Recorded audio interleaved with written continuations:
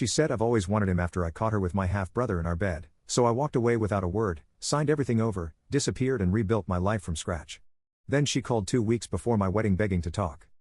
She said I've always wanted him. Not I'm sorry. Not it was a mistake. Not please forgive me. I've always wanted him. Like that justified everything. Like wanting something gave her permission to take it. She was my wife of 7 years. He was my half-brother. The one I'd spent my childhood competing with. And I caught them in our bed. Thursday afternoon. I came home early. Heard sounds. Opened the door. Her on top of him. Both naked. Both frozen when they saw me. Both silent. I didn't yell. Didn't scream. Didn't throw things. Just stood there. Looking at the 2 people I'd trusted most. Then I turned around. Walked out. Packed a bag. Left. Never came back. She called 37 times that night. He called 19. I answered neither. Changed my number the next day. Filed for divorce the day after. Moved cities within a week. 4 years later, they're married. Living in my old house. Raising her kids from me. Playing family. I'm remarried. Different city. Different life. Different woman who doesn't want my half-brother. This is what I'm going to tell you. All of it. No softening. No excuses. No pretty language to make it sound less ugly than it is. Because I've spent 4 years being told I overreacted. That I should have fought for my marriage. That walking away was cowardly. I'm tired of people who think betrayal deserves a second chance. 15 years ago, I met my half-brother. My name is Marcus Webb. I'm 41 now. Was 26 then. My father left when I was 3. Married someone else. Had another son. Jason. 4 years younger than me. I didn't meet Jason until I was 26. Our father died. Funeral brought us together. Jason was 22. Just graduated college. Charming. Confident. Everything I wasn't at 22.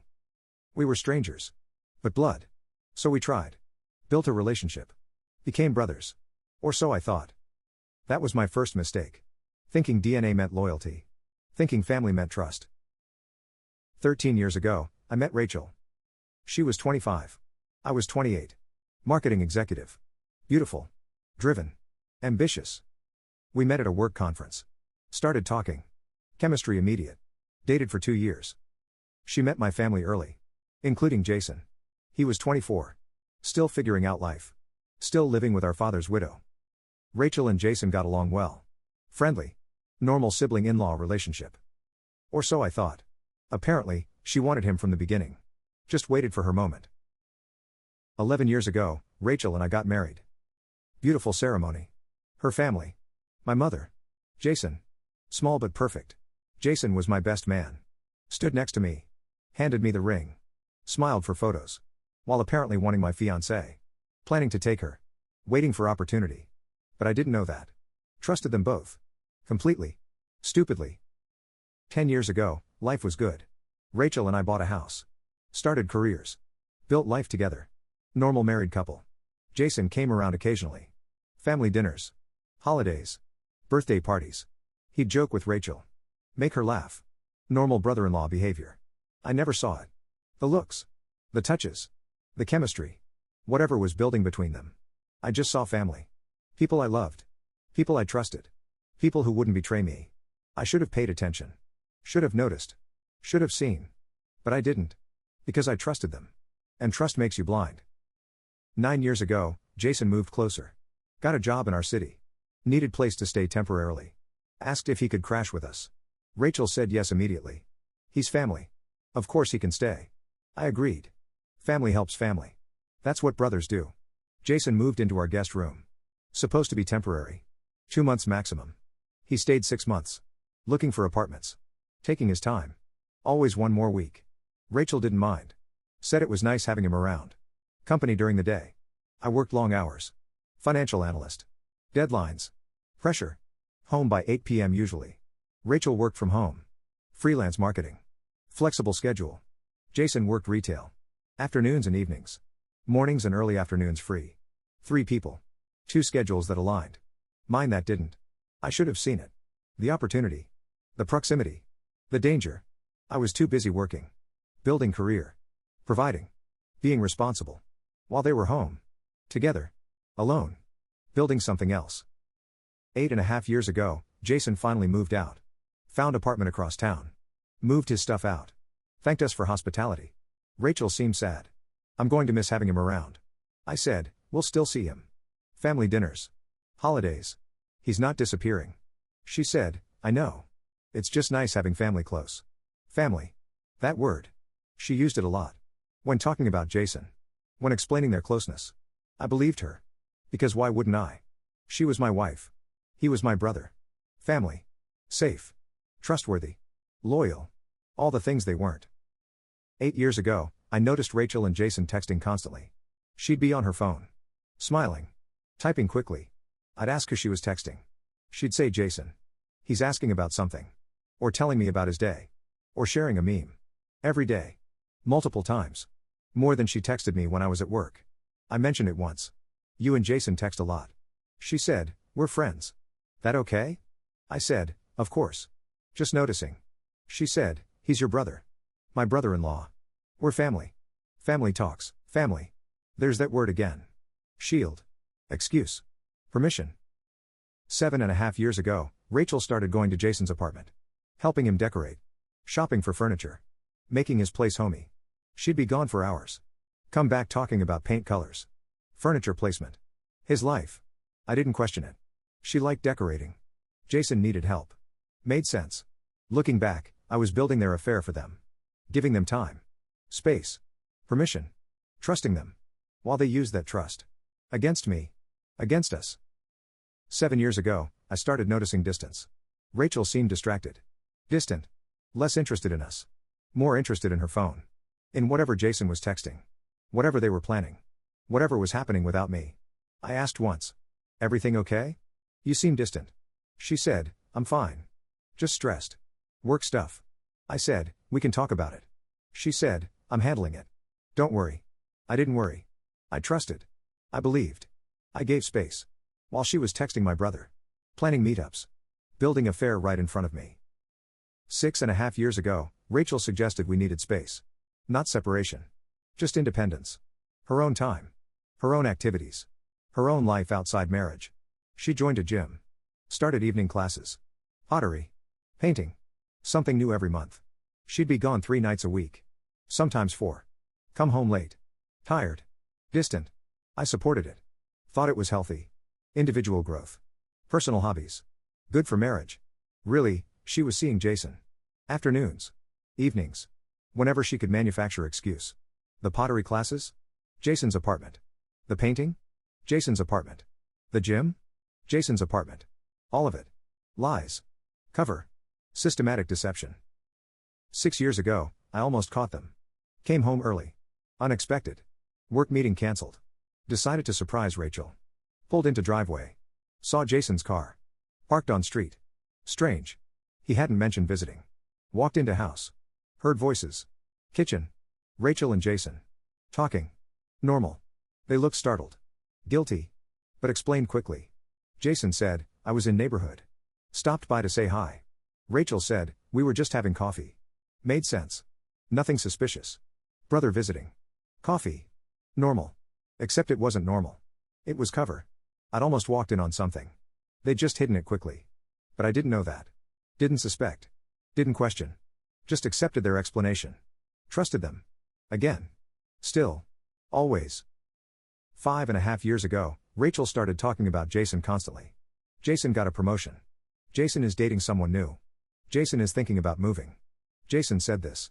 Jason did that. Jason. Jason. Jason. Everything was about Jason. His life. His problems. His achievements.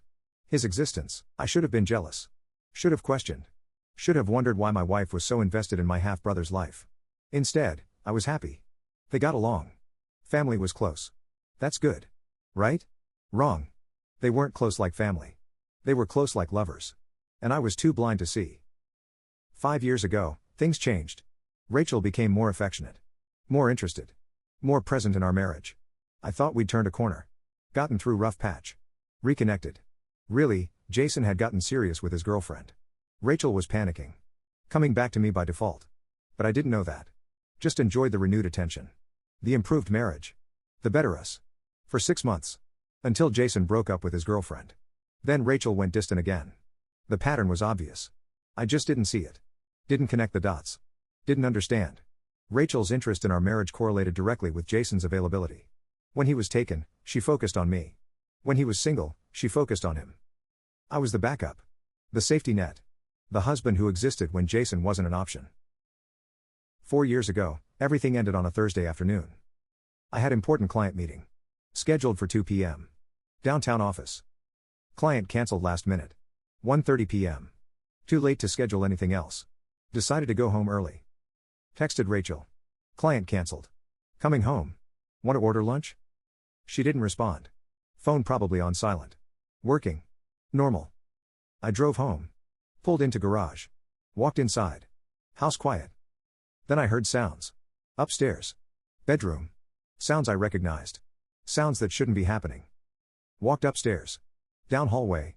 Bedroom door cracked open. Sounds getting louder. Clearer. Obvious. I opened the door. Fully. Stood there. Looking. Rachel on top of Jason. Both naked. Both in our bed. Both frozen when they saw me. Nobody moved. Nobody spoke. Just 3 people. 2 guilty. 1 destroyed. I didn't yell. Didn't scream. Didn't demand explanations. Didn't throw things. Didn't make scene. Just stood there. Looking at them. Understanding everything. Every distance. Every text. Every lie. Every moment. Then I turned around. Walked out. Closed door behind me. Went downstairs. Packed bag. Left house. Got in car. Drove away. Never came back. The call started within minutes. Rachel. Jason. Rachel. Jason. Back and forth. Constant. Desperate. 37 calls from her. 19 from him. Voicemails. Texts. Emails.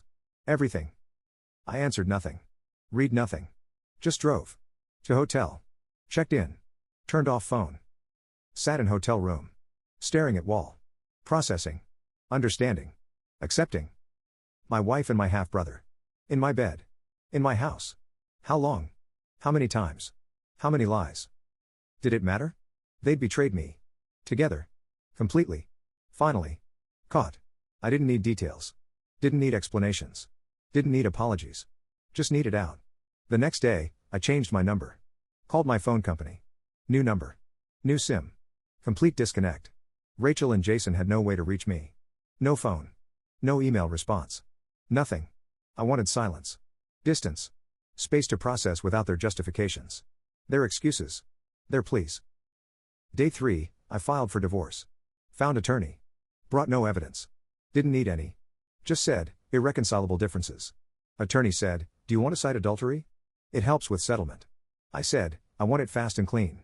I don't care about money. Just out. He said, you're entitled to half of everything. I said, I don't want anything from that house. Just my name off the deed. Off the accounts. Off everything. He said, that's not strategic. I said, I don't care. Draw up papers. Make it fast. Papers were filed by end of week. Rachel served at the house. My house. Our house. Her house now. Rachel tried to reach me through friends. Called my coworkers. My buddies. Anyone who might know where I was. What I was thinking. How to fix it. My best friend Tom called me. Rachel's been calling everyone. Wants to talk to you. I said, I have nothing to say to her. He said, she's saying it was a mistake. A moment of weakness. She wants to fix it. I said, I caught them in my bed. That's not a moment. That's a choice. Multiple choices. Over time. He said, are you going to hear her out? I said, no. I saw everything I needed to see. I'm done. He said, man, I'm sorry. That's brutal. I said, it is what it is. I'm moving on. And I did. Blocked everyone connected to Rachel. Started fresh. Complete reset. Jason tried once. Sent letter through mutual acquaintance. Long letter. Handwritten. Emotional. Desperate. I'm sorry. I never meant to hurt you. It just happened. We tried to stop. We couldn't. We have feelings. Real feelings. I know that doesn't excuse it. But I need you to know. It wasn't planned. It wasn't malicious. It just happened. I read it once. Threw it away. Never responded. It just happened. Like they were victims. Like they had no control. Like betrayal was something that happened to them, not something they chose. It didn't just happen. They made choices. Every text. Every meetup. Every lie. Every moment in my bed. Choices. Not accidents.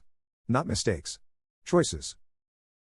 1 month after filing, Rachel came to my work. Security called me.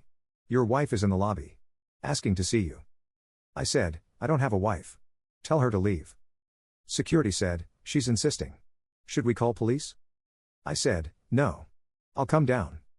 I went to lobby. Rachel was there. Looking terrible. Tired. Broken. Desperate. She saw me. Started crying. Marcus, please. We need to talk. I said, there's nothing to talk about. Sign the papers. Move on. She said, I made a mistake. A horrible mistake. But I love you.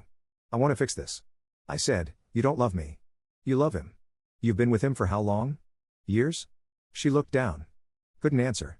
Because the answer was too damaging. I said, that's what I thought. Sign the papers. The house is yours. Everything is yours. I don't want anything except my name off it. She said, that's not fair to you. I said, I don't care about fair. I care about done. Sign the papers. I walked away. Back to my office. Never saw her again in person. Divorce was finalized in 3 months. Fastest dissolution my attorney had seen. Because I didn't fight. Didn't contest. Didn't want anything. Rachel got the house. The car. The furniture. Everything. I took my clothes. My laptop. My personal items. Nothing else. Started fresh. New apartment. New city. New job. Complete restart. Left behind 7 years of marriage. 10 years of knowing Jason. All of it. Gone. Deleted. Erased. 6 months after divorce, Rachel called from new number. I answered without checking. Mistake. Her voice. Marcus. It's me. Please don't hang up. I should have hung up. Should have blocked immediately. But I listened. One time. She said, I need to tell you something. I need you to understand. I've always wanted him. Those words. I've always wanted him. Like they justified everything. I said, what? She said, from the beginning. When I met Jason. I was attracted to him. But he was young. Inappropriate. So I dated you. Married you. Built life with you. But I always wanted him. I said, you married me while wanting my brother? She said, I thought the feelings would go away. I thought I could build something real with you. And I did. I loved you. I do love you. But I've always wanted him more. I said, then why marry me? She said, because you were stable. Safe. The right choice. He was the risky choice. The one I couldn't have. Until I could. I said, you used me. She said, no. I loved you. I still love you. But I can't help who I want. And I want him. I'm sorry. I said, you're not sorry. You're justifying. Making yourself feel better. Making this my fault for being stable instead of exciting. She said, it's not your fault. It's just how it is. I'm with him now. We're together. Officially. I thought you should know. I hung up. Blocked the number. Never spoke to her again. That conversation destroyed something in me. Not my love for her. That died when I caught them. It destroyed my understanding of our marriage. Our 7 years together. Everything I thought we'd built. She married me as backup plan. Safe choice. Stable option. While wanting Jason. Always. I was placeholder. Temporary. The husband she settled for while waiting for brother. That's worse than the cheating. Worse than the betrayal. Worse than catching them. Knowing I was never really chosen. Never really wanted. Just convenient. Safe. There. 1 year after divorce, I heard they got engaged. Through mutual acquaintance. Not even intentional. Just casual mention. Oh, did you hear? Rachel and Jason got engaged. I felt nothing. No anger. No pain. No jealousy. Just nothing. They were strangers to me. People I used to know. People who'd destroyed me. But people I'd moved past. Getting engaged was their choice. Their life. Their consequence. Not my concern. 2 years after divorce, I met someone new. Her name is Claire. Accountant. Divorced. No drama. No secrets. Honest about everything. We dated slowly. Carefully. I told her everything. About Rachel. About Jason. About catching them. She listened. Didn't judge. Just said, that's horrible. You deserved better. I said, I'm still working through trust issues. She said, I understand. Take your time. I'm not going anywhere. And she didn't. Stayed. Patient. Understanding. Honest. Everything Rachel wasn't. 3 years after divorce, Claire and I got married. Small ceremony. Her family. My mother. Close friends. No Jason. No Rachel. No past. Just us. Present. Future. Clean slate. No betrayals. No lies. No half-brothers who want my wife. Claire looked at me. Only me. Chose me. Only me. Wanted me. Not someone else. Just me. That's what love looks like. Not settling. Not backup plans. Just choosing. Completely. 4 years after divorce, I heard Rachel and Jason got married. Living in my old house. The one I gave her. The one I walked away from. Raising family there. In rooms I used to occupy. Bed I used to sleep in. Home I used to have. I felt nothing. No nostalgia. No regret. No pain. Just nothing. That house represented betrayal. Lies. Years of being second choice. They could have it. I had something better. Claire. Honesty. Marriage built on choosing. Not settling. Not wanting someone else. People tell me I should have fought for Rachel. Should have yelled. Made scene. Demanded explanations. Given second chance. Worked through it. No. I saw everything I needed to see. They made their choice. I made mine. Walking away wasn't cowardice. It was self-respect. It was refusing to compete for wife I'd already married. It was understanding that some betrayals don't deserve second chances. This was one of them. My therapist, Dr. Chen, asked me something important. 1 year post-divorce. I was processing. Healing. Moving forward. He said, "Do you regret how you handled it? Walking away without fighting?" I said, "No. I handled it the only way that preserved my dignity. My self-respect. My sanity." He said, "Some people would call that giving up." I said, "Some people think fighting for someone who betrayed you is noble. It's not. It's just accepting less than you deserve." He said, "And you deserve?" I said, "Someone who chooses me. Not someone I have to fight for. Not someone who wants my brother. Someone who just wants me." He said, "And you found that?" I said, "Yes. With Claire. She wants me. Only me. No competition. No backup plans. Just me." He smiled. That's healing. That's growth. That's moving forward. 4 years later, here's what I know. Rachel never wanted me. She wanted stability. Safety. The right choice on paper. While wanting Jason. I was her backup plan. Her safe bet. Her husband by default. Until she could have brother she actually wanted. Jason wasn't innocent. He knew. Wanted her. Pursued her. Betrayed me knowingly. Deliberately. They deserved each other. And they got each other. Living in house I gave them. Life I walked away from. I don't regret walking away. I regret not seeing it sooner. Not trusting my instincts. Not protecting myself. But once I saw, I left. Immediately. Completely.